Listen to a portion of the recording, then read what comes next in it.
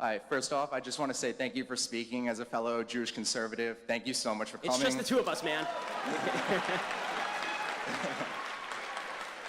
So I wanted to ask you, do you believe that there's an explanation for why victimization has become the main tactic of the far left to gain support of the people? Yes. So I think, first of all, I do think victimization was always a tactic of the far left. It was just economic victimization, right?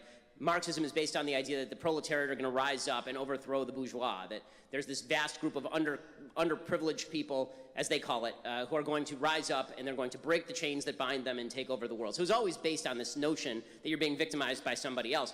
But in the 1960s particularly, it was clear that as America was thriving so much in the 1950s economically, and America had become this great world power, the prominent world power in terms of the economy, it was very hard to make the case to people who are not as wealthy that you need to rise up against the country that's creating all your wealth.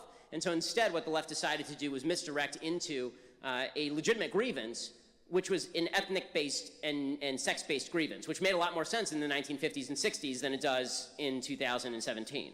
And so there's this idea that if we identify you as groups, we can use those groups to tear down the American infrastructure, this system that's been built by white men for the privilege of white men. And we couldn't tear that down based on class, because it turns out a lot of poor people in the United States still wanted to get rich, and they need that system to get rich. But you can do it based on group identity. Because if you can make women feel that the system is designed to keep them down, if you can make black people feel like the system is designed to keep them down, and then you can tell them that it's the capitalist system more generally that is designed to keep them down, and that whole system, the whole superstructure is rife with racism, it has to be torn out root and branch. If you can do that, then you can actually build a movement on the back of that. And that's what you're seeing in the Democratic Party actually right now. It's fascinating to watch the conflict between sort of the Obama identity politics Democratic Party and the Bernie Sanders Socialist Democratic Party.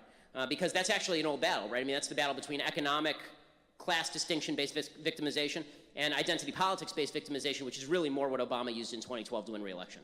So would you say this is more of like get-rich-quick scheme, or if I can't be rich, no one can? Well, I think that it depends on which people you're talking about. The people who buy into the idea of victimization, I don't think it's a get-rich-quick scheme so much as an I feel victimized scheme and I don't feel like taking responsibility. But for the people at the top, I think that it actually is a get-rich-quick scheme. I think the people at the top very often know exactly what they are doing and know, because they don't live like this, right? I mean, Barack Obama didn't live his life thinking of himself as a dramatic victim of society until he decided to write Dreams for My Father and revise everything, right? But the fact is that Barack Obama is a guy who really achieved his whole life. I mean, he was an achiever. And if he had been sitting around thinking how victimized he was his whole life, it would have been very difficult for him to get where he got. Awesome. Thank you. Thanks so much.